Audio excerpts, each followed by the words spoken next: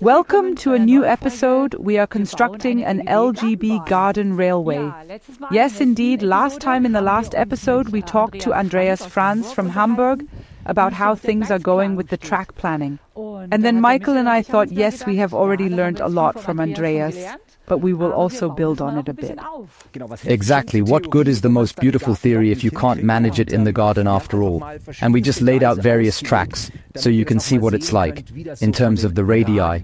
Because that was new for you too, I believe, right? Yes. You did say yes, you can get them together. Exactly. Not the river bend, but... Nope. Exactly. Better thing. Look, I'll just take these 3 tracks off your hands for a moment. Took the 3 round tracks. In the first episode, we started with a starter pack, and it contained 12 of these very short, round tracks. This is the radius, measuring precisely 60 centimeters, which is equivalent to exactly 600 millimeters, thus defining radius 1. With that, you can get a good track circle. We've laid that one out. That is the circle on which our train is making its rounds. Only that we've already expanded it into an oval. If we were to build the whole thing as a parallel track now, then we'd have to, according to radius 1,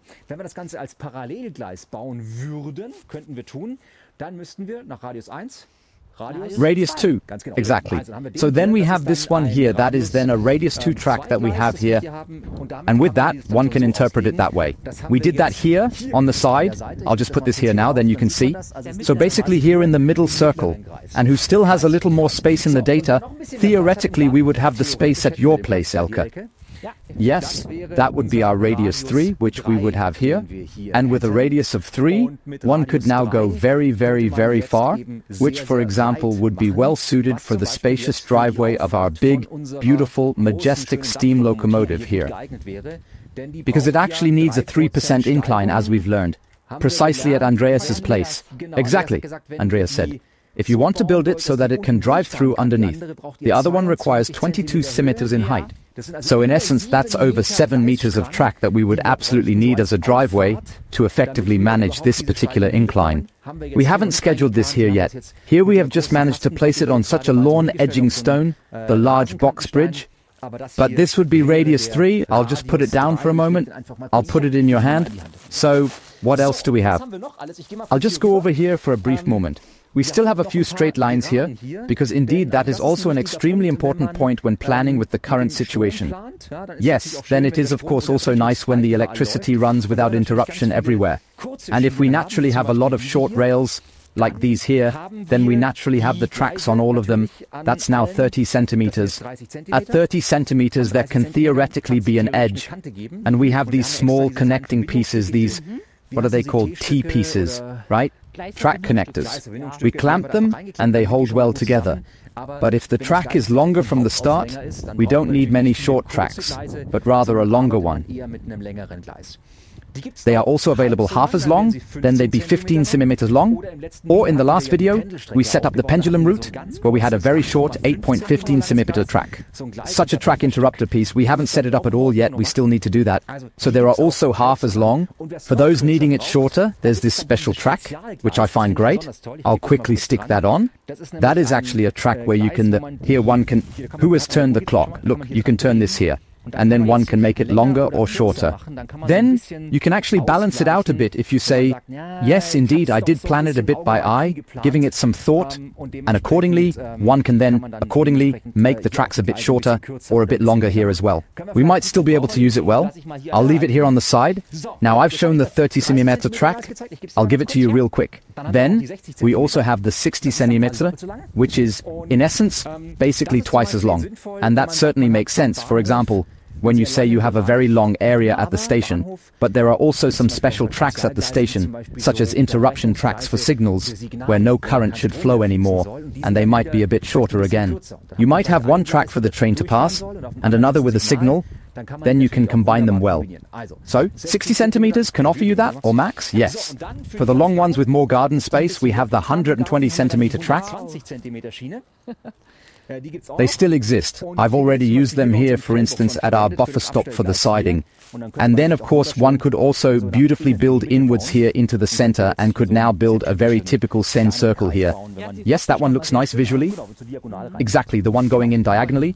So I'll put this here now, then we'll have more space. Which brings us straight to the next topic, because I'll take it off briefly. So then, how's it really going? Because we also built a few things, namely our oval from last time, and now I'm heading over there to our beautiful little villa. We constructed our oval track from the initial expansion set available, which was precisely this one. There, we had a railway turnout, and the buffer stop, along with a couple of straight railway tracks, were present. And with that, we built this piece. And here is another special musical track jammed in, as you can see right here. This here, we haven't connected it yet. This is in fact an uncoupling track.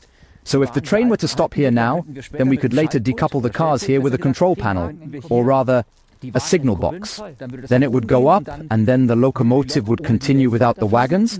It could be very nicely incorporated here, because here you have practically a stretch. The locomotive could come from the other side, uncouple and drive onto the siding here.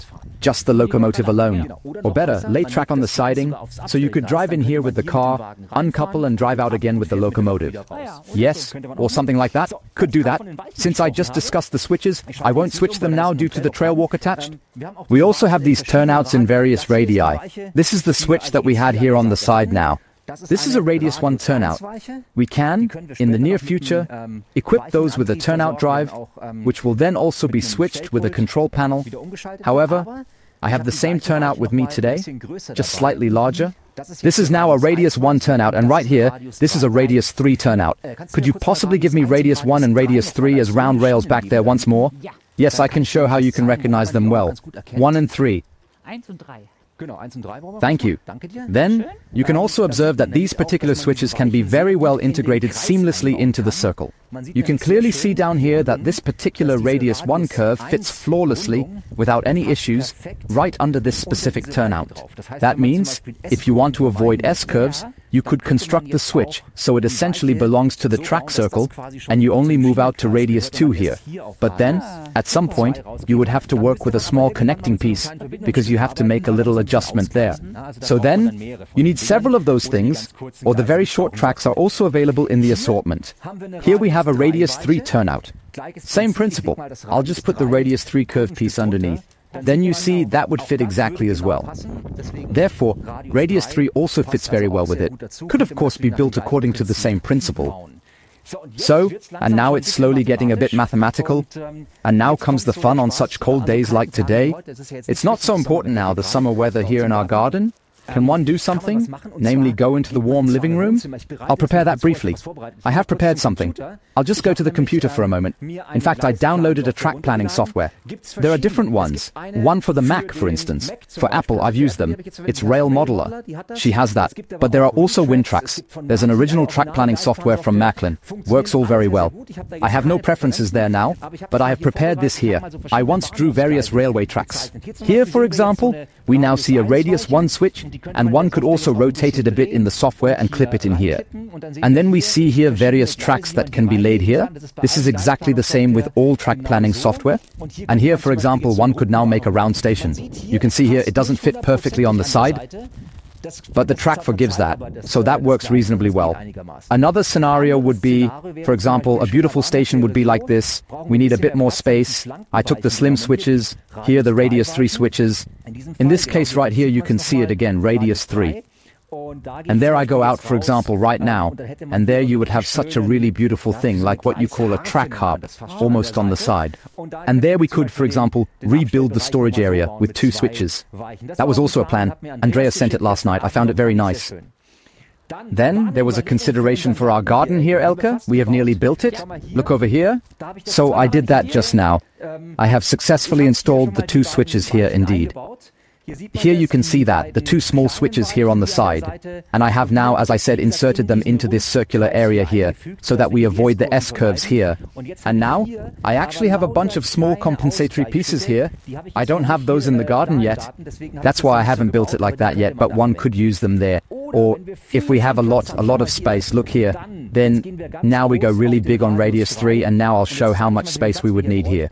Here, we would indeed need almost 2.80 meters of space, if there is still just a little bit to the left and right next to the track. And in terms of width, we would now need 3.80 meters of space in the garden for this track plan. Or, again, if we want even more space here, even with 2 stations, we would have the one circular station from earlier up here, and down here I have built another one, and here you can see again, it doesn't quite fit. That could indeed be managed. The railway might forgive that, but personally, I wouldn't risk it. You can play very efficiently with such software. As I said, this is now the one for the PC. There is also another track planning software from Marklin on CD-ROM or DVD, which can also be ordered, which is very popular under 8.0 and works.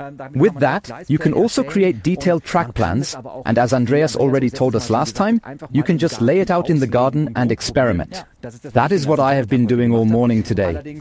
Yes, I have actually remained very loyal to our starter pack. And we did say that we could tinker and build around your flowers and the magnolias right here.